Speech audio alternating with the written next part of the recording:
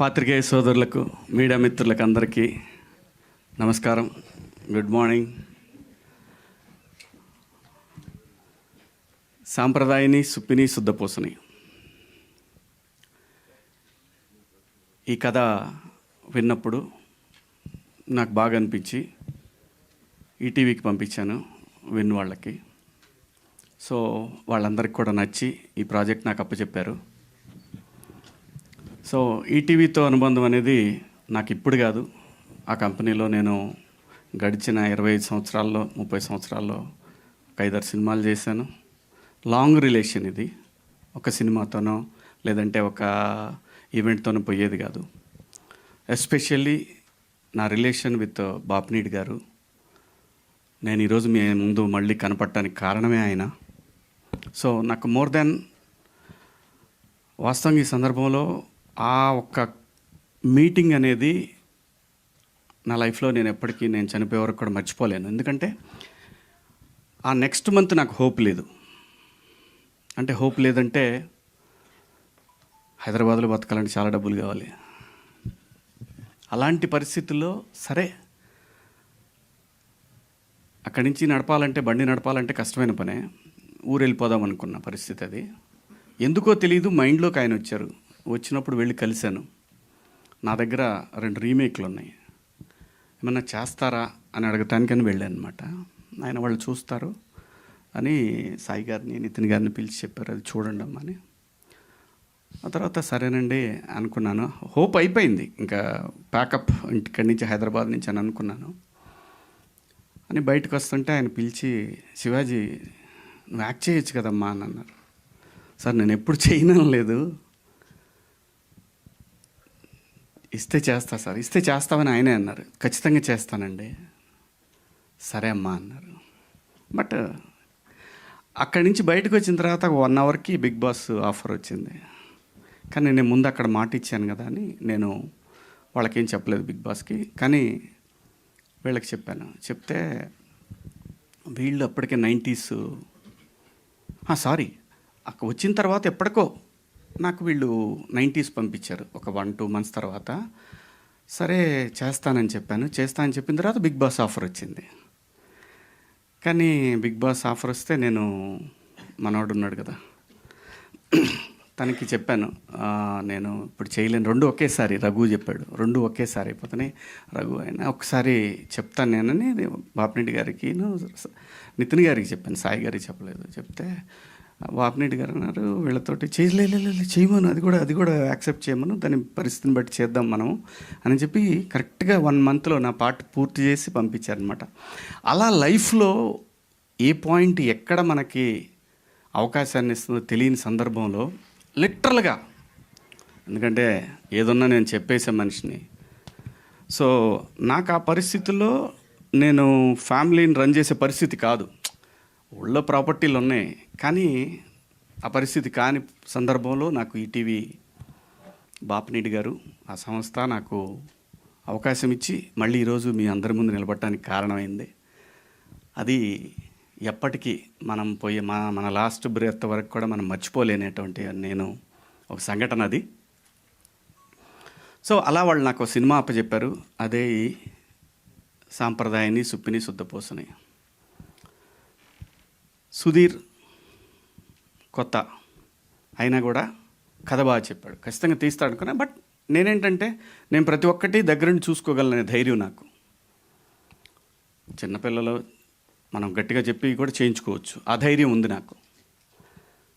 అలాగే ఈ సినిమా నడిచింది. అలాగే కెమెరామెన్, ఫస్ట్ ఒక కెమెరామెన్ ఉన్నాడు, కానీ మాకు కొంచెం గ్యాప్ వచ్చేసి ఆయన వెళ్ళిపోయిన తర్వాత మళ్ళీ తన ద్వారానే నేను ఏది కూడా, ఎడిటర్ అయినా ఏ టెక్నీషియన్ అయినా తనకి నచ్చిన వాళ్ళనే నేను పెట్టాను. ఎందుకంటే వాళ్ళ కోఆర్డినేషన్ బాగుందనుకో ఆటోమేటిక్గా అన్నీ సెట్ అవుతాయి. అలాగే రిత్విక్ వచ్చాడు అనమాట.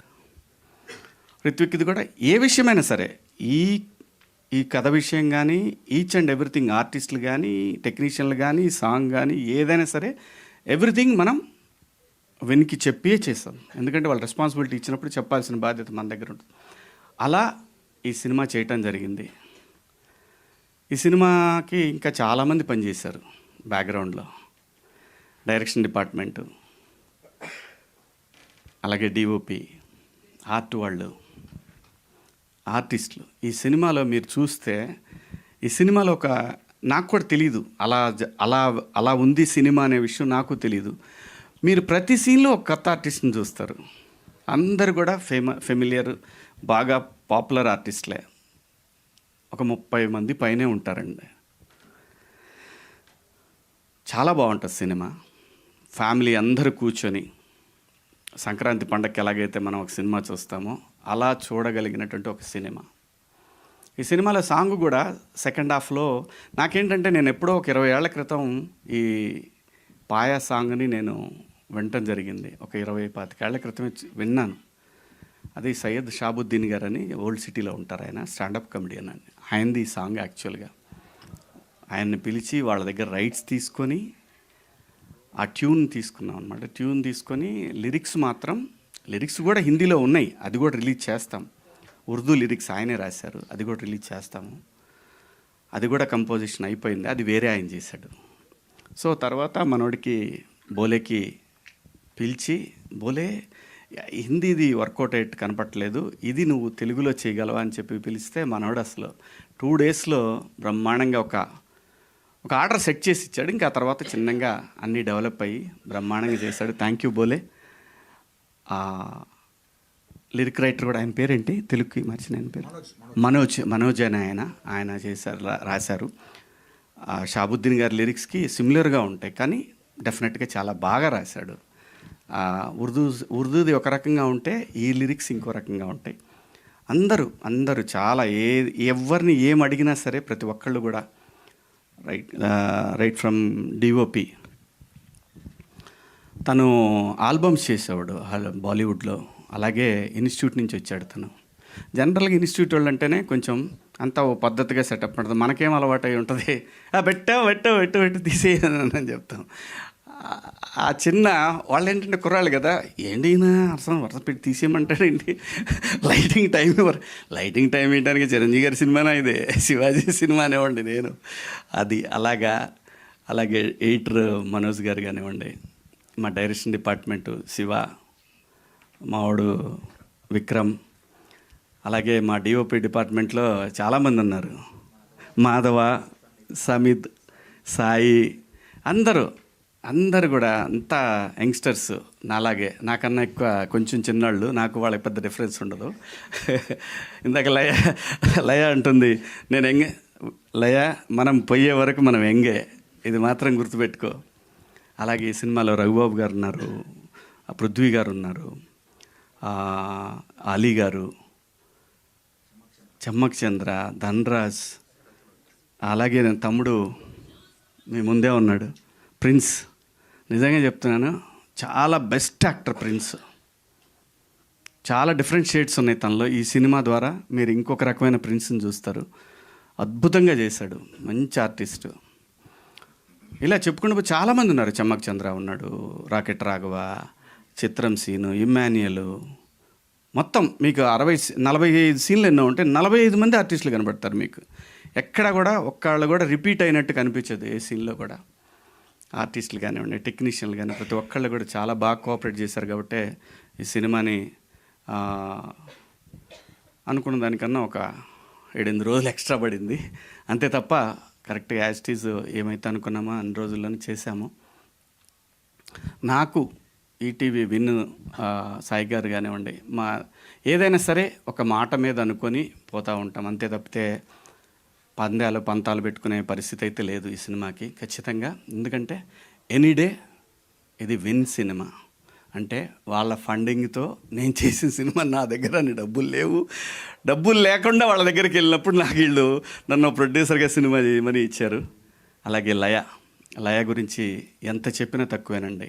ఎంత చెప్పినా సరే 6 గంటలకి 6:30కి షాట్ తీయాలంటే తను 3:30కి వచ్చింది లొకేషన్కి, అర్లీ మార్నింగ్. అలాంటి సందర్భాలు తను చేసినన్ని రోజులు ప్రతిదీ చెప్పుకోవచ్చు. అంత బ్రహ్మాండంగా కోఆపరేట్ చేసి ఈ సినిమాని ఎలాగైనా సరే ఇది ఒక మంచి హిట్ సినిమా అవ్వాలని తను చాలా కష్టపడింది. ఈ సినిమాకి చాలా సపోర్ట్ చేసింది. Thank you Laya, thank you so much. ప్రతి ఒక్కళ్ళు, ఈవెన్ మావాడు కొంచెం అమెరికా కానీ ఏదైనా సరే తిట్టో బొట్టో లాక్కొచ్చేవాడిని, 7 వచ్చేసేవాడు.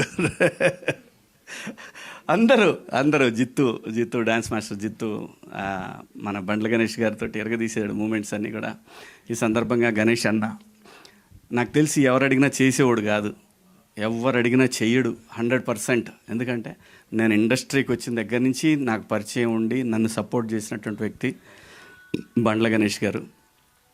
అంటే ఈజ్ లైక్ ఫ్యామిలీ. ఏది ఎలా ఏ విషయాలు ఎలా ఉన్నా సరే తను మాత్రం నాకు ఒక బ్రదర్ లాగా ఫ్రమ్ డే 1 96 నుంచి నాకు ఇండస్ట్రీకి వచ్చిన దగ్గర నుంచి 30 సంవత్సరాల నుంచి నాకు చిన్న చిన్న అవసరాలు ఉన్నా నేను అడగకపోయినా నాకు ఇచ్చేవాడు. చాలా మంచిగా నాతోటి నా పట్ల ఒక సొంత తమ్ముళ్ళలాగా చూసుకున్నాను నన్ను. థ్యాంక్ యూ అన్న, థ్యాంక్ యూ సో మచ్. మీ పాదయాత్ర అద్భుతంగా జరుగుతూ ఉంది. మీరు ఆ ఏడుకొండల వాడి దగ్గరికి బ్రహ్మాండంగా మిమ్మల్ని ఆయనే తీసుకెళ్తా ఉన్నాడు. చాలా సంతోషంగా ఉంది. Thank you so much. మీరు ఈ సినిమాకి హెల్ప్ అయ్యే ఒక సాంగ్ చేశారు. థ్యాంక్స్ అన్న. అలాగే ఈ సినిమాకి ఆర్ఆర్ రంజిన్ రాజ్ మలయాళీ అండి. మీకు గుర్తుంటే కోటబొమ్మాళి అనే ఒక సినిమా చేశారు ఆయన. 4 months చేశాడండి ఈ సినిమాకి రీ రికార్డింగ్. 4 months పట్టింది. అంత బాగా చేశాడు సినిమా రీ రికార్డింగ్. తను యాక్చువల్గా ఈ ఫంక్షన్కి రాలేదు, ఇది సడన్గా అనుకున్న ఫంక్షను. డెఫినెట్గా వస్తాడు, నెక్స్ట్ ఈవెంట్కి తను ఖచ్చితంగా వస్తాడు. కొన్ని సీన్స్లో మీకు ఖచ్చితంగా అసలు ఆ సీన్ని అలా లేపేసిన సందర్భాలు కూడా మీకు కనిపిస్తూ ఉంటాయి. చాలా బ్రహ్మాండంగా చేశాడు. ఇంకా ఎవరిని మర్చిపోయానా? ఇంకెవరున్నారు? ఏడు దా తొందరగా పెద్దోడు అయిపోదాం అనుకుంటున్నాడు వీడు. నేను వద్దంట, ఎందుకంటే వీడు ముద్దుగా ఉంటాడు, ఇలా ఉండి చేస్తేనే చాలా సినిమాలు చేస్తాడు. మంచి ఆర్టిస్ట్ అండి. తెలుగు సినిమాలో one of the God gifted acting. దేవుడు తినికి నటుడిగా బతకమని పంపించాడు ఇక్కడికి. తొందరగా నటుడిగా ఎదగాలనుకున్నాడు. వద్దురా నువ్వు కొద్దిగా ఓపిక పడదామని చెబుతున్నాను మా వాడికి.